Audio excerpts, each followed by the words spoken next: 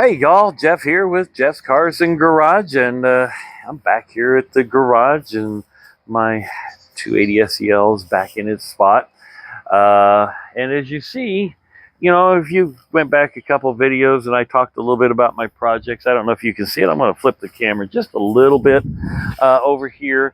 As you can see, I have some siding pieces. So that's one of the projects today, is to finish siding this door so it looks like this door, maybe get some paint on it. And yes, I got yard work to do, and I need to mow, and it's just lots of projects. I'm not going to be able to work on the car today, but what's coming up, I got a little extra money, and so I ordered a stereo for the car. I ordered some speakers for the car to replace the ones that are, who knows what they were attempting to do. And I'm going to take, and let me show you here, and because the seat, my passenger seat is sitting right there, if you can see that. The intent is I'm going to get that and put it up on my little work area. Figure out what size the bolts are. I believe there's a place in Fremont that I can go to and see if I can, and I think it's called Fastenal. Maybe I could get a couple of cage nuts and I could put the seat back in. I also have the dash parts still sitting down in the basement, where I finished them. I'll probably start trying to put that back together. But yes, I'm going to mess with the radio when the radio comes in. And then I'm going to try and clean this up a little bit. Today, there was a car show I really wanted to be at, but it's just not going to happen.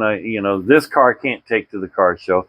Also, the 350 SL, the white one that used to be red, I got out and drove it the other evening, and when I opened the door, the map, the door pocket map thing, didn't realize back in 1972 they just used double-sided tape to put those on there.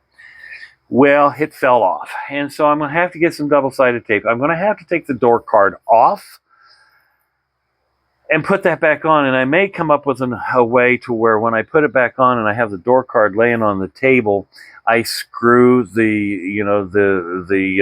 pocket thing on the bottom. So I might do a video on that, just to make it right, to kind of show you guys some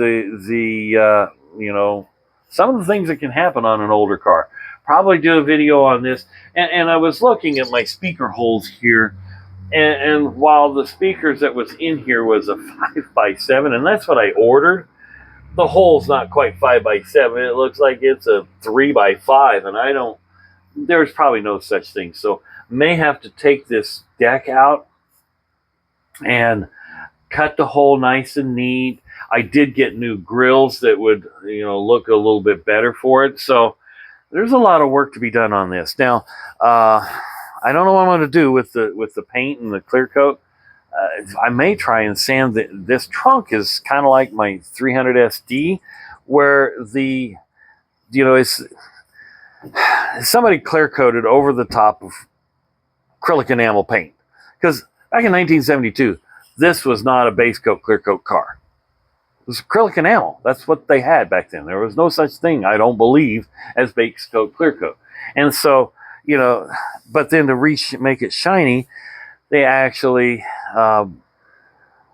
put clear coat over the top of it. Now, I don't know what I'm going to do yet. Yeah. Oh, Jose, he says, "You want to paint this car?" I said, "Oh my God, I don't want to go through that again." He said, but think about this for a second. You can actually take this off. You don't have to take the body parts off, except maybe, some of these things, to make it look nice. He said, because you're going to go back the same exact color. And I said, you got a point. You know, you would just see a paint line if I didn't do it exactly right. So it's a thought. It really truly is a thought. To do it right, you would want to take all the chrome off, but I don't know. This might be a winter project to make this thing look beautiful. So we'll see. But I'm also following. I need Monkey Wrench Mike started working on his W108. He calls it Janice, and I'm thinking I want to start naming my cars, and I have no idea. So, folks, this is your challenge. I would like you to help me name my cars. So let's start with this one here, the 280 SEL 4.5. You set the name for that, okay? And I'm not going to get all of the cars, but also we'll just add the 300 SL, the 91 300 SL. Tell me what name you would like me to put for that car. So that's be kind of something fun, Why not? Who'd have think? But people keep asking me, and my neighbors and friends and things like that, they ask me, Jeff, you've got so many cars. Which ones are you going to keep? And I said, I don't know. I know the 560. The 560, for some reason, has some meaning to me. Because when I got my first one, my girls were in elementary school. And they really enjoy riding to school in that. Even though we live 7 blocks or 5 blocks from the school, we get in the car and they turn the electric, the rear seat warmers on. And they thought that was cool at 5 years old. So that one has a little, and that's not the one that I had then, but that one has some, has a little sentiment to it. The 1972 the 350 SL that my wife has claimed, that's probably one I'll keep. And that one I'll probably leave to one of the girls. The other one would be I like the red convertible, the 300 SL. Probably keep it, but is this one worth keeping over time? Hard to say. It's one I like. It's one that would be good for shows, even though it's not a show car. But it's to the point where I've got I only have so much covered garage space. I have 3 covered spaces. Now, if I had concrete in here, I could put a 4th car in here, because then I could put this on, those dolly, those wheel dolly things, and I could move it over, and then I could squeeze another car in. I just don't have enough covered garage space. And in fact, here, folks, I'll show you this, and because I'm going to be getting this outside door sealed up there, Jose and I were talking, this wall over here, I could open this up to the next bay, because that's the outside wall of this original garage. I could then, if I took this wall out, I've got a header up here to where, I could support it while I cut this right here, and then take this all out. And literally, I could actually seal up that door completely, or just leave it as it is. But then I could pull a car in this way, 2 of them, and then they would nose that direction, and then I could get a 3rd one in this way. I think I could get that done because that is 12 wide, and from here to there, I think is 16 or 18 feet.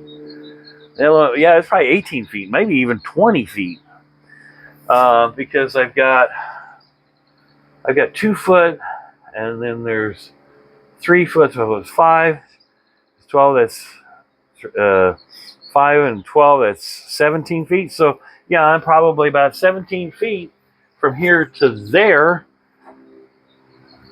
I could get 2 cars in. I could even put a pillar here. I would probably have to. I could probably get 2 cars, one here, and then one here. I'd have 3 cars covered in a space right now that's holding 2. Lots of work, but it could be done. It could really be done. And I don't need the height. I could just make it at 6 foot or 7 foot. I'd have to support because that's what holds up. That one holds up the garage door, but I don't know what that holds up. And it's holding up the garage itself. Okay, garage door. So I would have to have it at least somewhere in here. So, folks, that's a lot of work. But could it be done? Absolutely, it could be done. But who knows what's going to happen? That would be a big project. So, there you have it. More to come. Keep watching the channel. If I do that, maybe here this fall, I definitely do some videos of it. So, thanks for watching. Put your comments down below. Help me name the cars. Be curious to see what y'all come up with. Have a great day. Thanks for watching.